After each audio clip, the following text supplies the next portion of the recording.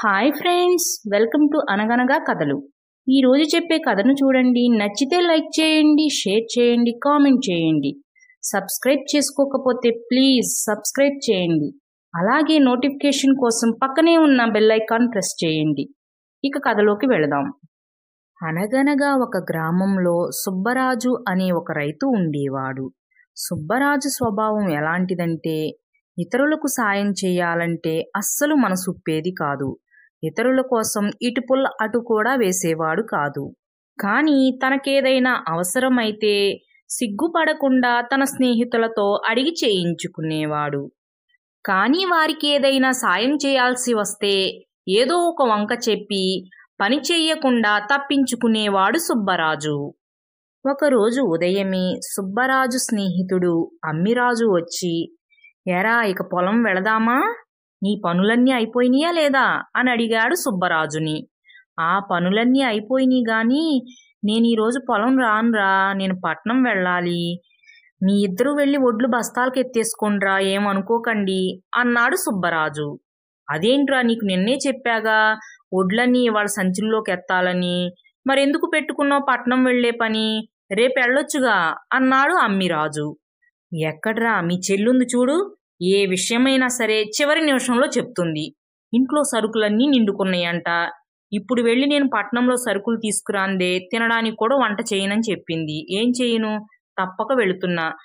లేదంటే ఈ రోజంతా నీ పొలంలోనే ఉందామనుకున్నాన్రా, కానీ అనుకోకుండా ఈ పని పడిందిరా, ఏమనుకోకు అంటూ అమాయకంగా చెప్పాడు సుబ్బరాజు. ఏమ్మా చెల్లమ్మ, చివరి నిమిషంలో చెప్తారా? 2 రోజుల ముందే చెప్పొచ్చుగా. మీ చెల్లి కూడా ఇంతేరా, ఏదైనా సరే చివరి నిమిషంలో చెప్తుంది. ఈ ఆడాళ్ళంతా ఇంతే. సర్లే, ఈ ఆడాళ్ల పని చెయ్యకపోతే మనం బ్రతకలేము, ముందా పని చూడు అంటూ పొలం వెళ్ళిపోయాడు అమ్మిరాజు. అమ్మిరాజు వెళ్ళిపోయిన తరువాత, అదేంటండి మీరు పని చేయకుండా ఉండడం కోసం నా మీద నిందేశారా? అయినా నాకు తెలియక అడుగుతున్నా, సరుకులన్నీ 10 రోజులకు సరిపోను ఉన్నాయి. మీరిప్పుడు పట్నం వెళ్ళరు కదా, మరి అన్నయ్యకి తెలిసి మిమ్మల్ని అడిగితే ఏం చెప్తారు అని అనుమానంగా అడిగింది భార్య. ఎందుకు వెళ్ళను, నేను ఈ రోజే పట్నం వెళ్ళి సరుకులన్నీ తీసుకొస్తా. అయినా 10 రోజులకేగా సరుకులున్నాయి. అవే ఉంటేలే, ఎక్కువ ఉంటే ఏమవుతుంది? ఈ ఒక్కరోజు తప్పించుకున్నానంటే ఇక పొలంలో పనులన్నీ అయిపోయినట్టే. ఒక 2-3 నెలలు పొలం వైపుకు చూసే పని కూడా ఉండదు. అప్పుడు ఎవరికి సాయం చేసే అవసరం కూడా ఉండదే. అందుకే ఈ రోజే సరుకులు తీసుకొస్తా. నీకు కావాల్సినవన్నీ కాగితం మీద రాసి ఇవ్వు, నేను ఇప్పుడే బయలుదేరతా పట్నానికి అన్నాడు సుబ్బరాజు. అలా భార్య ఇచ్చిన సరుకుల పట్టీ తీసుకుని పట్నానికి బయలుదేరాడు సుబ్బరాజు. అలా పొరుగురు చేరుకునేసరికి ఊరి బయట ఆ ఊరు వ్యక్తి హడావుడిగా కంగారుగా మట్టిని తవ్వుతూ కనిపించాడు. తవ్వటమే కాదు, ఆ మట్టిలో ఏదో వెతుకుతూ కూడా ఉన్నాడు. ఏంటి ఆయన వెతికేది? అక్కడేం పోగొట్టుకున్నాడు? ఏమై ఉంటుందబ్బా? ఆయన్ని చూస్తుంటే, ఆయన కంగారు చూస్తుంటే ఏదో విలువైన వస్తువే పోగొట్టుకున్నట్టున్నాడు. అయినా ఇక్కడుండి సందేహపడే బదులు ఆయన్నే అడిగితే చెప్తాడుగా అని ఆయన దగ్గరకు వెళ్ళి, ఏంటండి మీ కంగారు చూస్తుంటే ఏదో విలువైన వస్తువే పోగొట్టుకున్నట్టున్నారే, ఏం పోగొట్టుకున్నారు అని అడిగాడు సుబ్బరాజు. అదా, అది చెప్పాలంటే ఒక పెద్ద కథేలే అన్నాడు ఆ వ్యక్తి. ఇంతకీ మీ పేరేంటండి అన్నాడు సుబ్బరాజు. నా పేరు కృష్ణయ్య. ఇంతకీ నీ పేరేంటి అని అడిగాడు కృష్ణయ్య. నా పేరు సుబ్బరాజు, మాది పొరుగురు అంటూ తన గురించి చెప్పాడు సుబ్బరాజు. చెప్పి, ఇంతకీ మీరేం పోగొట్టుకున్నారో అది మాత్రం చెప్పలేదు అన్నాడు సుబ్బరాజు. నిధయ్యా, నిధిని పోగొట్టుకున్నా, దానికోసమే వెతుకుతున్నా అన్నాడు కృష్ణయ్య. నిధా? నిధిని పోగొట్టుకోవటం ఏంటండి? కాస్త వివరంగా చెప్పండి అంటూ ఆతృతగా అడిగాడు సుబ్బరాజు. ఈరోజు నేను అటకెక్కి పైనున్నవన్నీ తీస్తుంటే నాకు ఒక పెద్ద పుస్తకం దొరికింది. అది మా తాత పద్దుల పుస్తకం. అందులో అన్నీ రాసుకున్నారు, తారీఖులతో సహా. అయితే ఆయన చనిపోయే ముందు రోజు ఏదో పని మీద పట్నం వెళ్ళారంట. తిరిగి వస్తుంటే ఆయనకు ఒక పెద్ద పెట్టె దొరికిందంట. దాని నిండుగా నిధుందంట. అది తీసుకుని వస్తుంటే దూరంగా గజ దొంగల ముఠ కనిపించిందంట. అమ్మో, వాళ్ళకి ఇది ఇవ్వాల్సి వస్తుంది అని చెప్పి ఇక్కడే ఎక్కడో గొయ్యి తవ్వి ఆ నిధి పెట్టిని ఆ గోతులో పూడ్చేశారంట. అదే పుస్తకంలో రాసుకున్నారు. అయితే ఆ రోజు మరి ఆ నిధి దొరికిన ఆనందంలోనో ఏమిటో మరి ఆయన గుండె ఆగిపోయింది. అయితే ఆయన చనిపోయారని అందరూ బాధపడ్డారే గాని ఆయన పుస్తకం తీసి ఎవ్వరూ చూడలేదు. అది నాకు ఈరోజు అదృష్టం కొద్దీ దొరికింది. అందుకే వచ్చి ఇక్కడ వెతుకుతున్నా. ఎప్పుడనగా వచ్చి వెతుకుతున్నాననుకుంటున్నావు? వెలుతురు రాకముందు వచ్చాను. కానీ ఇంతవరకు దొరకలేదు. కాస్త నువ్వు కూడా సాయం చేయకూడదు? ఆ నిధి దొరికిందనుకో, నీకు కూడా ఆ నిధిలో ఒక వంతు వాటా ఇస్తాను అంటూ ఆశ చూపాడు కృష్ణయ్య.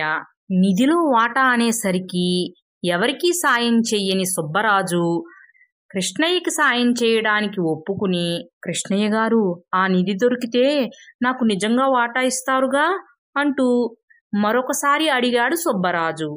నిజంగా ఇస్తానండి, నా మాటంటే మాటే అని నమ్మకంగా చెప్పాడు కృష్ణయ్య. సరే అని తవ్వడం మొదలుపెట్టాడు సుబ్బరాజు. అవును, నాకు గనక నిధి దొరికిందనుకో, వీడికి చెప్పకూడదు. వీడికి చెప్పానంటే నాకు ఒక వంతు వాటానే వస్తుంది.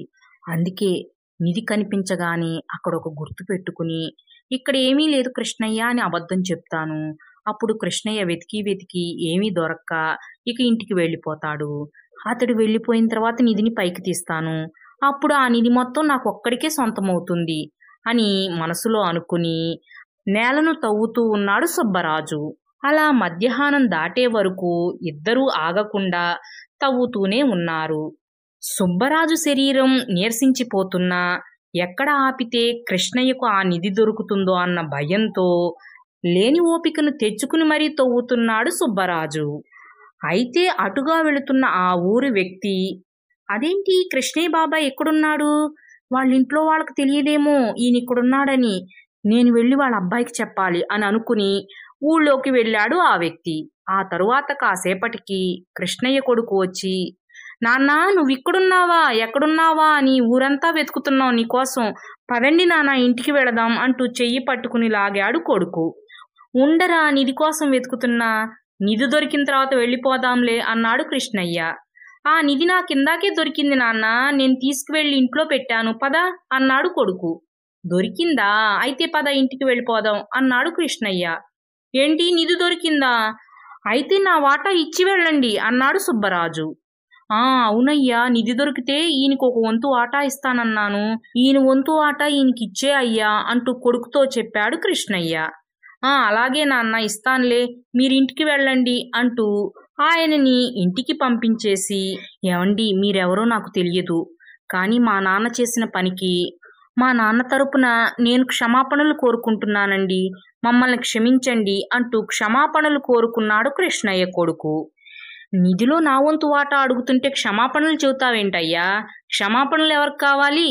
నా వాటాకొచ్చే నిధిని నాకిచ్చేయి అన్నాడు కోపంగా సుబ్బరాజు. ఏమండి, నేను చెప్పేది కాస్త ప్రశాంతంగా వినండి. సంవత్సరం క్రితం వ్యాపారంలో నష్టం వచ్చి మా నాన్న అప్పుల పాలైపోయారు. అప్పటి నుంచి ఆయనకి మతిస్థిమితం లేకుండా పోయిందండి. అప్పు తీర్చాలంటే వాళ్ళ తాత పూడ్చిపెట్టిన నిధి దొరకాలని, దానికోసం వెతకాలని, ఎవరూ లేనప్పుడు ఇలా చెప్పా పెట్టకుండా వచ్చి ఎక్కడ పడితే అక్కడ మట్టిని తవ్వుతూ ఉంటారండి. కనిపించిన వారందరినీ కూడా మీకు చెప్పినట్లే చెప్పి సాయం చేయమని కోరుతూ ఉంటారు అని కృష్ణయ్య పరిస్థితిని చెప్పి, మీకు శ్రమ కల్పించినందుకు మమ్మల్ని క్షమించండి అంటూ మరొకసారి క్షమాపణలు కోరాడు కృష్ణయ్య కొడుకు. చాలే మీ నాటకాలు. నాకు నిధిలో వాటా ఇవ్వాలని ఇలా అబద్ధం చెప్తున్నారు కదూ. నేను ఈ విషయం గురించి గ్రామాధికారి గారి దాకా వెళ్తాను, పదండి మీ గ్రామాధికారి వద్దకు అంటూ పెద్ద పెద్దగా అరవసాగాడు సుబ్బరాజు. అయితే సుబ్బరాజు అరుపులకు అటుగా వెళుతున్న ఊరివారందరూ వచ్చి కృష్ణయ్య కొడుకు చెప్పిందంతా నిజమే అని, కృష్ణయ్యకు నిజంగానే మతిస్థిమితం లేదని సుబ్బరాజుకు సర్ది చెప్పారు. సుబ్బరాజుకి ఏమీ చెయ్యలేక ఏడుపు ముఖంతో ఇంటి ముఖం పట్టాడు. ఖాళీ చేతులతో వచ్చిన భర్తకు ఎదురొచ్చి, ఏంటండి చేతులుపుకుంటూ వస్తున్నారు, సరుకులేవి అని అడిగింది భార్య. సుబ్బరాజు ఏడుపు ముఖం పెట్టుకుని జరిగిందంతా చెప్పాడు. చెప్పి, వెళ్ళి కాస్త స్నానానికి వేడి నీళ్లు పెట్టవే, అప్పుడైనా ఈ నొప్పులు తగ్గుతాయేమో, బాగా ఒళ్ళంతా నొప్పులుగా ఉన్నాయి అంటూ బాధగా చెప్పాడు సుబ్బరాజు. భార్య వస్తున్న నవ్వును ఆపుకుంటూ, ఇక్కడుంటే మీ స్నేహితుడికి సాయం చేయాల్సి వస్తుందని అబద్ధం చెప్పి మరీ వెళ్ళారు. ఏమైంది చూడండి. దేవుడు ఊరుకుంటాడా? నువ్వు చేయాల్సిన పనిని నీ చేతే చేయించాడు. ఇక్కడున్నారనుకో ఇంత శ్రమ అయితే ఉండేది కాదు. చూడండి ఇప్పుడు మీ ఒళ్ళంతా నొప్పులే. ఇప్పటికైనా బుద్ధి తెచ్చుకోండి అంటూ లోపలికి వెళ్ళిపోయింది భార్య. బుద్ధొచ్చిందే, ఇక ముందు ఇలాంటి పనులు ఎప్పుడూ చెయ్యను అంటూ భార్య వెనకే లోపలికి వెళ్ళాడు సుబ్బరాజు. ఫ్రెండ్స్, ఈ కథ మీకు కూడా నచ్చిందనే అనుకుంటున్నాను. Thanks for watching. మరో మంచి కథతో మళ్ళీ కలుద్దాం. అప్పటి వరకు సెలవు. Take care. బాయ్.